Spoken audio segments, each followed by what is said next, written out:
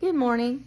I'm Melissa from the Happy Chick Homestead, and I just thought I would come to you this morning and talk a little bit about my experience with treating a chicken for wry-neck. This is something that I didn't know a whole lot about. I had seen some videos previously, and just, when I got my chickens last year, I started, trying to learn all I could, and I do remember hearing about wry-neck, but I, never thought that I would have to deal with it. So here we are, and I'll get into the video. This little girl here is Potato Chip. I know that's a strange name, but the reason we named her Potato Chip is because at the time we had a rooster called Popcorn. So we kind of thought we'll go for a snack theme, but we ended up getting rid of Popcorn because he was just a little bit too aggressive with the girls. We now have a great rooster, and everyone's getting along, but we did have to go and move Potato Chip, we did have to go move Potato Chip from the flock because they were a little bit, they weren't getting mean, but they were kind of picking on her just a little bit.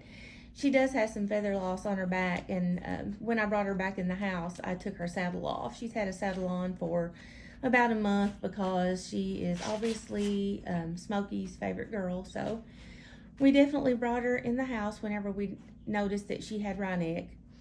She's been in the house in this little brooder setup for probably about, I brought her in, I think, on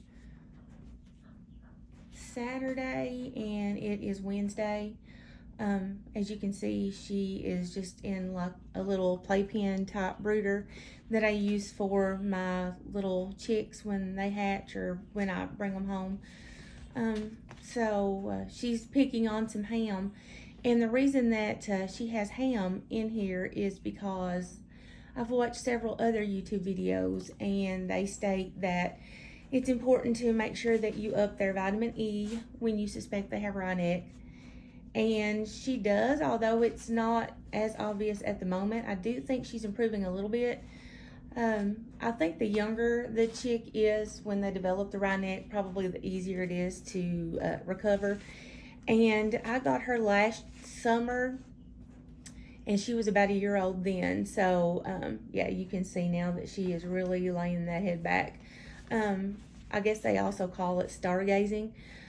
She doesn't do this as frequently as she did when I first brought her in the house, but she definitely is still suffering from wry-neck. She's eating well. She's drinking well. She didn't the first couple of days, I think, just because she didn't like her surroundings, and she'd never been in the house before. So all this was new, and she's not the friendliest chicken, so that was fun in itself trying to catch her. But she's scratching around and doing her thing. But I'll keep you posted on her progress. I'm hoping, from what I have read and watched on videos, it states that she can probably have this for weeks. Like, it could be possible to be treated for 4 to 6 weeks. I don't know. I'm hoping we don't have to keep her inside that long, although she's probably been in here long enough already that I'm gonna flip the camera back around here if I can figure out how. When I first brought her in the house, the day that I brought her out of the coop, honestly, when I brought her inside, the day before, I noticed that she was doing the stargazing, and we have a mostly covered run, and it had been raining a lot, and she was just kind of looking like she was ducking the water. So I didn't really pay a lot of attention to it because I'd never dealt with wry-neck before. I just thought she was just not wanting to get wet.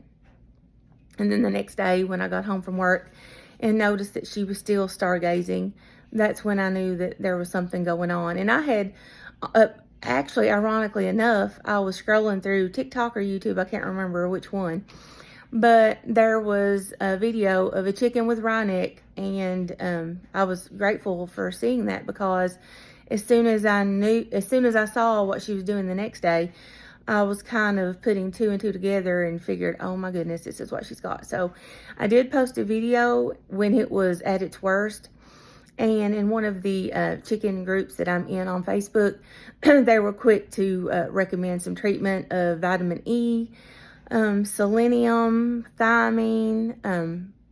So I went to the local Tractor Supply and I got some Rooster Booster granules to sprinkle in her food, and I've been feeding her scrambled eggs a couple of times a day with that crumble in it, as well as putting vitamin B12 and the poultry cell in her water and trying to get her to drink that as much as possible.